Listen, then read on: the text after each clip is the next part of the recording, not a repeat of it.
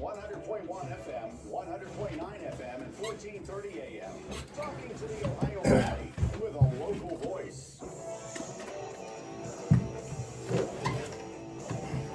Well, our state-of-the-art Facebook live stream just died. Wouldn't you know it? We got this great guest here, and the thing just flat out dies. Gosh, jeez. But he's got his own thing going here. Is this on Facebook, or is you recording this thing, or what? It is not. It'll be posted later. Okay, great. So make sure you spell my name right. 3 I's. I will do that. So his name is Rick Chai. Chai like tea, like the Tea Party. And he is here in studio. He drove down here from East Palestine. And really interesting guy. Really interesting guy. He's running for Congress. The Republican nomination, District 6, that's Johnson's seat, representing this part of the Upper Ohio Valley. And he is up against two pretty tough competitors who are spending a lot of money, I gotta tell you, Rulli and Stoltzfus. And yet here he is. And he's got quite a backstory. And I asked him to come on the program today. Happy to do it, by the way. So that you understand you have three choices in the Republican primary in District 6 for Congress. And I've interviewed the other two, and I'm going to interview him as well. So, Rick, welcome to Dimitri Live and Dangerously Local. How you doing? Doing great. Thank you for having me. So, who is Rick Chai? Tell me all about who is this Rick Chai guy? All right. So I think it does matter because the core philosophies that I hold and who I am are just as important as people stating policies. So let me start from the beginning. My father, he escaped mainland China. I say escaped because, well, China used to be kind of like America. People were free. And my father came here legally on a college visa. Just as he would say he saw communism coming over the hill, which meant the local towns were being infiltrated with the ideology of communism. So when he came over, his father was a senator. When he came over, Mao took over in China when he came over to America, and his entire family was imprisoned. He would never see his father again. Presumably he was killed. We don't know what happened to him. Oh, he was killed. Yeah. Oh, he was yeah. killed. So he disappeared like so many other people. Yeah. My father eventually met my mother here. He took his U.S. citizenship, and he told me that was the proudest day of his life. When I was he would say that all the time. When I was younger, it didn't mean a lot to me. It meant something to me, but as a young kid, you don't take it to heart.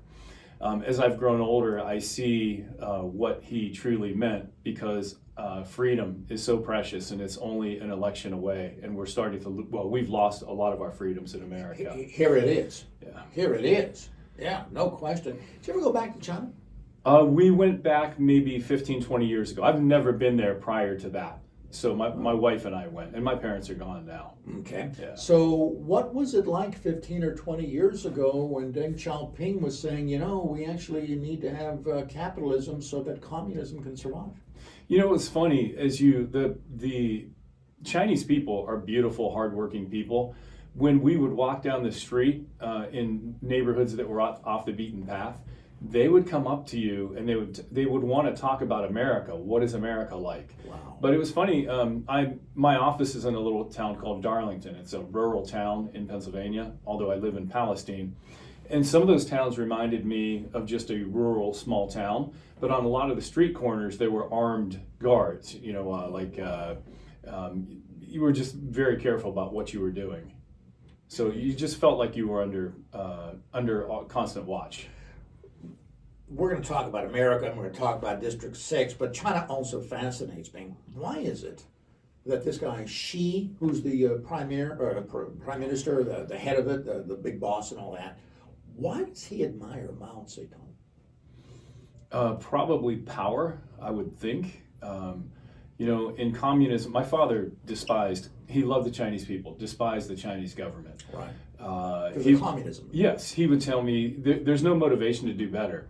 If you're working on a workbench and your fellow worker is working right next to you doing nothing, and you're both being paid the same amount, knowing that you had no chance to further yourself or better your life, there's just there's a lack of innovation because you don't have any motivation to strive to do better. Yeah. Communism, in fact, I try to run a really clean campaign, a really positive campaign. That's too bad, because I prefer dirty. Yeah. Give me more material. Yes. So But- feel free to trash talk the other two. Well, we've been on many meet and greets and debates, but there was only two where the Democrats, they were mostly Republican debates, but Yeah. the two Democrats running, I would almost call them communists. They're putting down capitalism, talking about universal health care. It just doesn't work. It doesn't add up. Mm-hmm. Okay. So, before you became a chiropractor, you accomplished a lot of other things. I mean, you talk about your basic overachiever here. Tell me about your personal life. Personal life. Well, I was actually the fastest runner in my school, and they recruited me as a running back. But I joke, I say Spider-Man came on TV after school, and I said I'm out of here because I was a comic book, I was into comic books. Yeah. They weren't real happy about that. I didn't gravitate toward group sports, so I became interested in martial arts. Became a black belt, was responsible for training hundreds of people in the Western Pennsylvania Did area. Bruce Lee inspire you? Absolutely. Really? Yeah, absolutely. What was he like? Did you ever meet him? Never met him. Never met him. What was he like? Why? What is this thing about Bruce Lee? To Bruce- this day, what is it about Bruce Lee? Bruce Lee was an innovator. Today it's mixed martial arts. In the past, the martial arts would not mix together. They wouldn't mix judo with karate and jiu-jitsu. Now they know that that's needed because the art has become so diversified. You have to learn how to fight off the ground. You have to know how to kick and strike. Bruce Lee was decades ahead of his time because he mixed all that. He was the first one really to introduce mixed martial arts to the world. But more than that, I don't know what drives certain people. He was wired a certain way. I believe I'm a little wired like that too, and I'm not quite sure what drives me to do certain things. But he was just very, very driven. He didn't compare himself to others. He would compare himself to himself, so that he was always trying to better himself. He had different philosophies about life as well, did he not? He did. I mean, he was steeped in the Eastern philosophy of just almost like a Taoism, not overthinking things, let nature take its course. He talked about being water in a cup. Water can be very powerful, but it also forms to anything that you put it in. So it was about adapting and just flowing with life. He wasn't referencing East Palestine water, though, was he? He was not. He was not. It's too It would bad. That would probably be a great melt the cup. segue. It would melt the cup. There you go. All right. Live exclusive interview with Dr. Rick Chai. Chai is in T as in Tea Party. He is running for the Republican nomination for Congress, District 6, Ohio.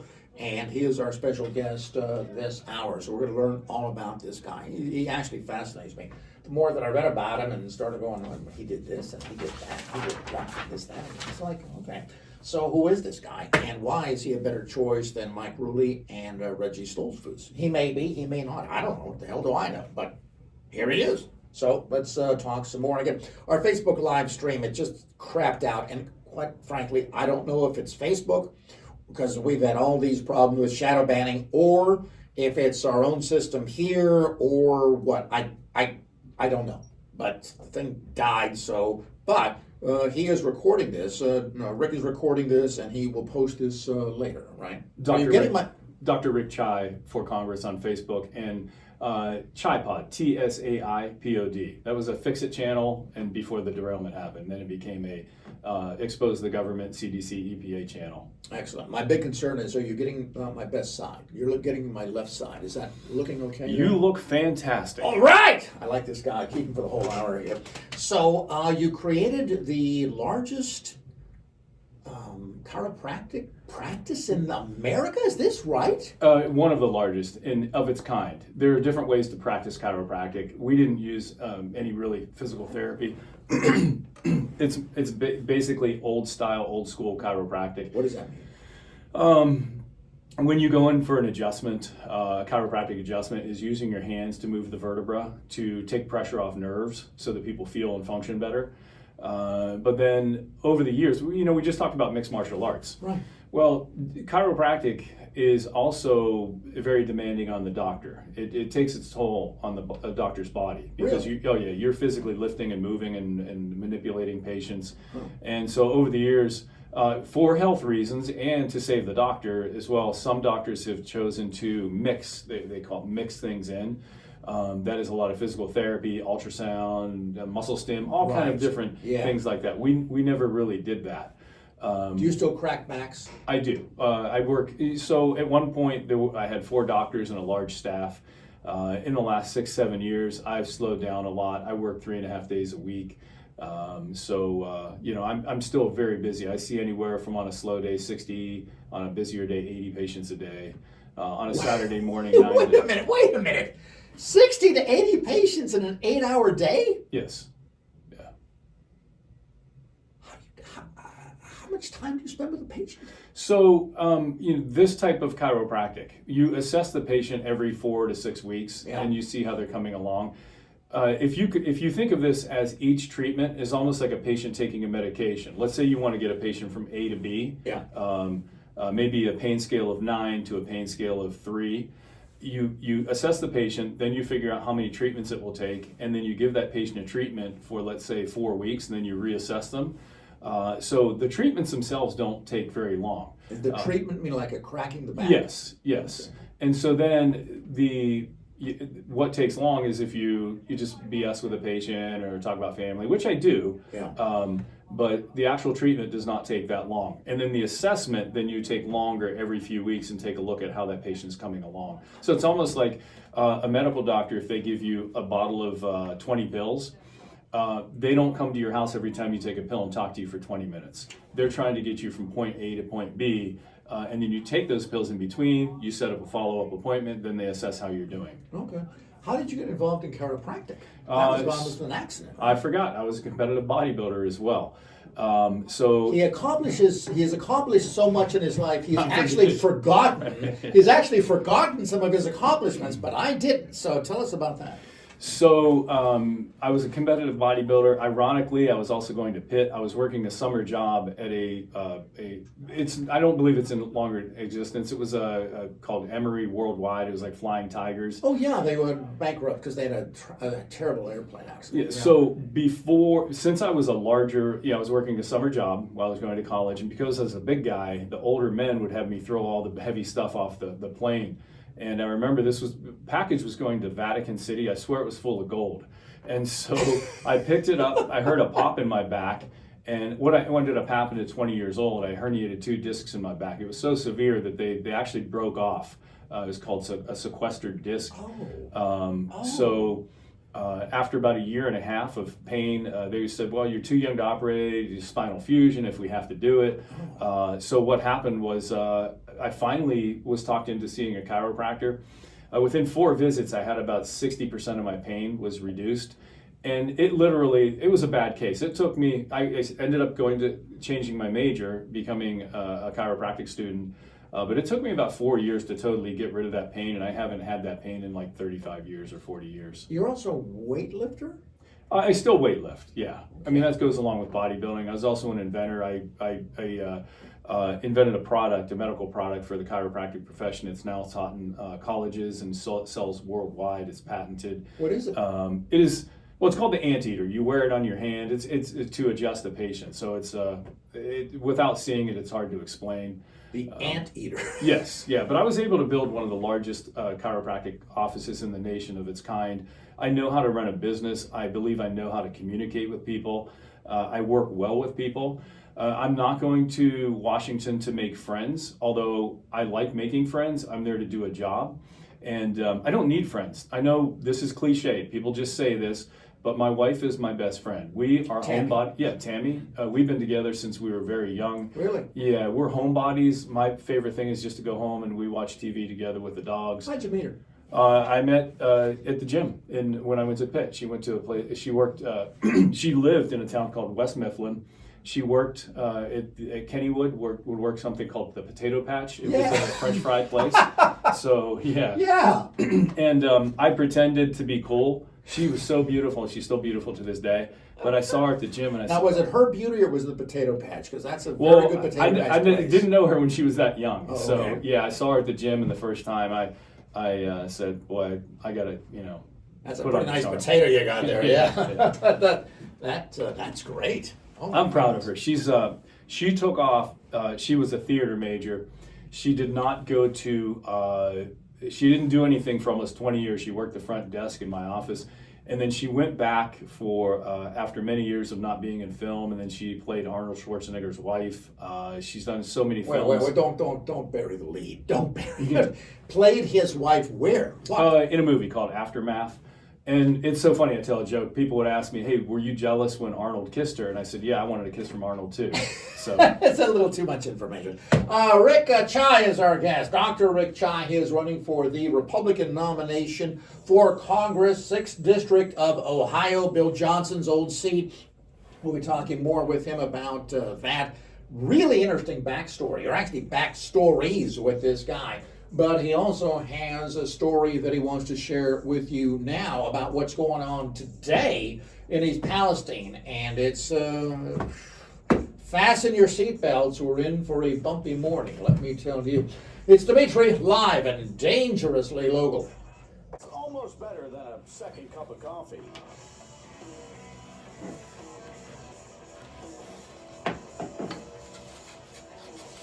Folks, don't forget, download the River Network app and then click River Talk. Here, you need to make some notes. There's a piece of paper. Let's see. Don't forget Stephen Novotny, also 3 p.m. to 6 p.m. Monday through Friday. Today's got Magruder, and he's got Janangeli and Greg Thomas. They'll be talking politics, and then more politics. Stephen Novotny back after being under the weather this past week. If you've just joined us, good news, bad news. The bad news is you've missed some incredible radio since 7 o'clock this morning. The good news is I'll be on until 9 o'clock this morning, Eastern Time. And because Mondays, Tuesdays, and Wednesdays are Dimitri live and dangerously local, Thursdays, Fridays, and Saturdays are Dimitri encore and dangerously local. Today's show, the Monday show, will be rebroadcast on Thursday. You get to see, or get to hear the whole thing. Live exclusive interview here with Dr. Rick Chai. Very interesting guy. I wasn't quite sure what I was going to get with this guy. I can actually tell you now. Because I saw his YouTube videos and all that, and very impressive as on the phone with him. No nonsense, very serious kind of guy, straight shooter, But there are many dimensions to this guy. There's a lot more going on here. Very interesting stuff. So tell me about how corrupt the Ohio EPA is, and why does Governor Mike DeWine put up with it? Okay, so I just want to say too that Yes. I'm very confident I'm going to win and Ohio's going to win. We're going to be better off for it. So we're talking about so when the train derailed, I can accept, even though that train was on fire for 30 miles before it got into town and not stopped, that it derailed. I can accept maybe that was an accident, okay? It's what you do after the accident that proves who you are and how much you care about the people. When Norfolk Southern came here and they saw what happened, they should have said, oh crap, look at these chemicals, what a mess, we got to get these people out of here.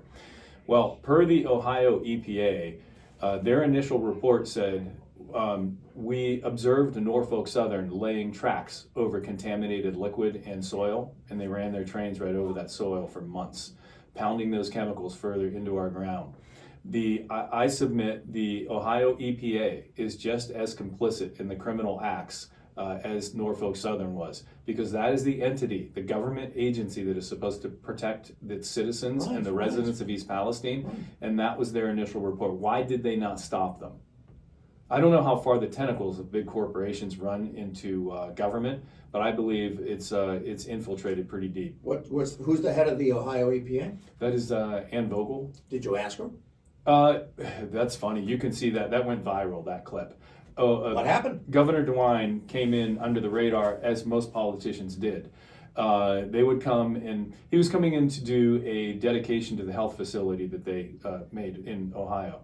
And that's the problem too. When the president came into town, he didn't give us anything when he came in to visit us a year after. He said he's giving 5 grants to study the long-term health effects of what is, on the residents.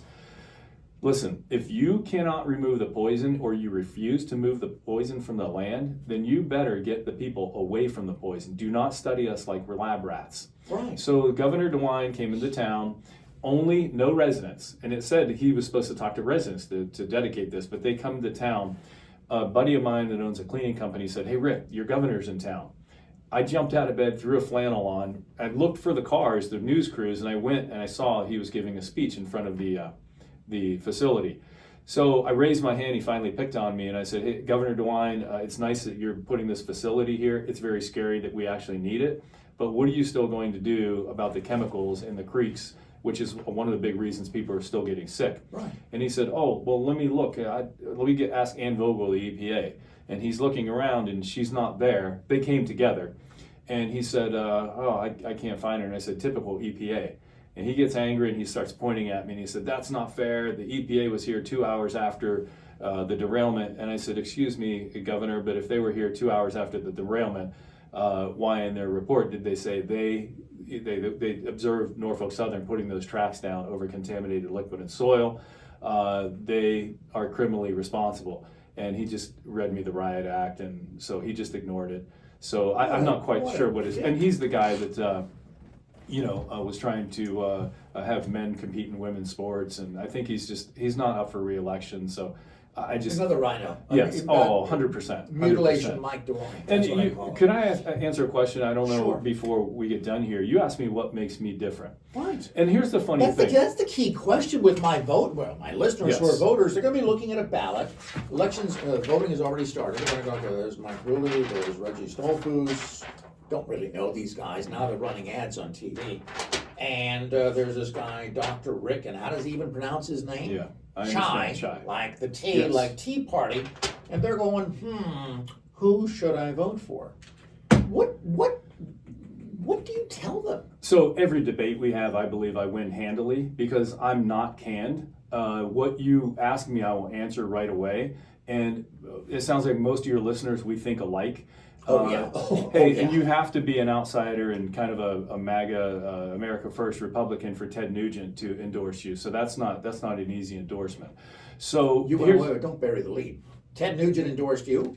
Oh, absolutely. I was on his wife's show yesterday. Why didn't you tell me? Because there's so much in so little time. I don't, there's just so Sweaty much. Teddy, very good. Absolutely. He loves everything I'm doing. So you've got to be a constitutionalist conservative to get an endorsement like that. So, What's the listen, difference? What's the difference? Here's the difference.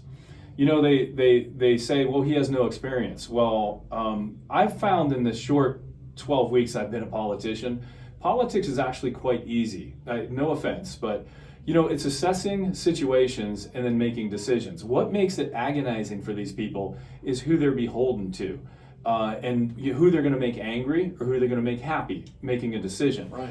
I don't care about that. My friends know over the years that if they put me in charge of a job, they might not like everything I do, but I'm going to get that job done and it's going to come out right. If we were all non-politicians, the three of us, and we had no voting record, or we all were embedded Alabama tick, like I say, these politicians get in forever and you can't pry them out. And we all had the exact same voting record. Then you would have to use something to decide who you would vote for.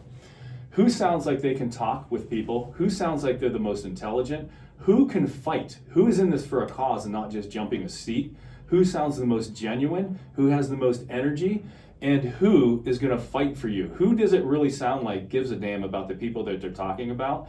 And I submit to you, D6, that is me. Here's the funny thing. D6 being the District 6. District 6 of Ohio. Ohio. Yes, Okay. the whole eastern swath of Ohio. It's a large district. And I love road trips. I will travel up and down that district. And I want you guys to listen to one thing.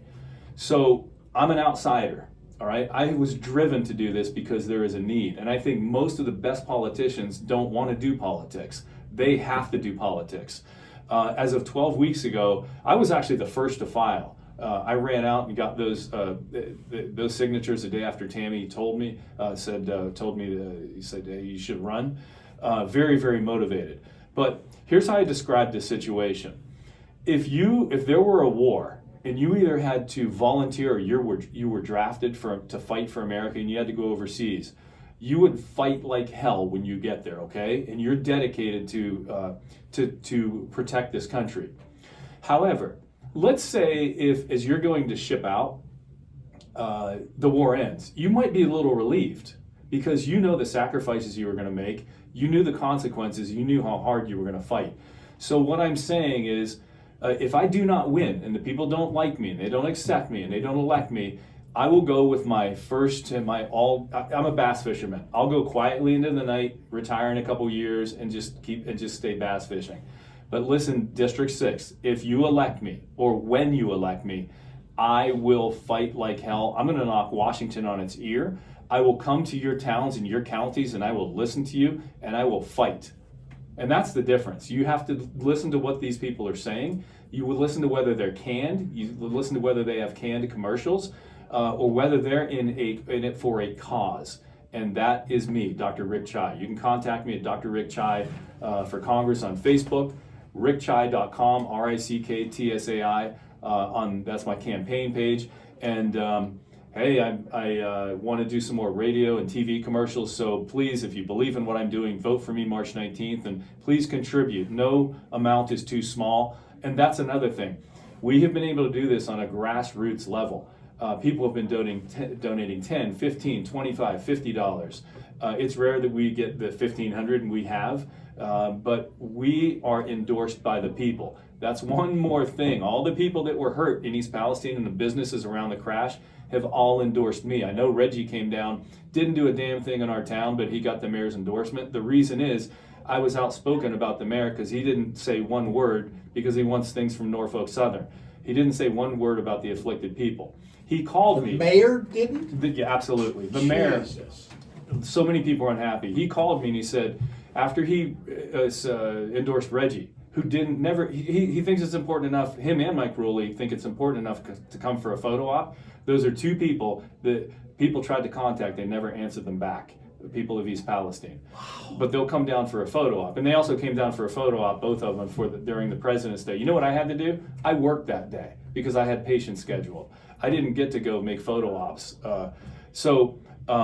The mayor called me and he said, Rick, I apologize. I really wanted to endorse you, but after the things you said about me over the last year, as a man, I just couldn't. Jeez. He said, how cool would it have been to have a congressman like you in East Palestine? But I couldn't do it. And here's the thing. I have an ego, okay? But I know when to set that ego aside if it's for the good of the people or for some cause. And I lost even more respect for him that day because I can work with people, and I'll work with people across the aisle. I know if there's something good, I can say, okay, let me put my ego aside and let's accomplish this task.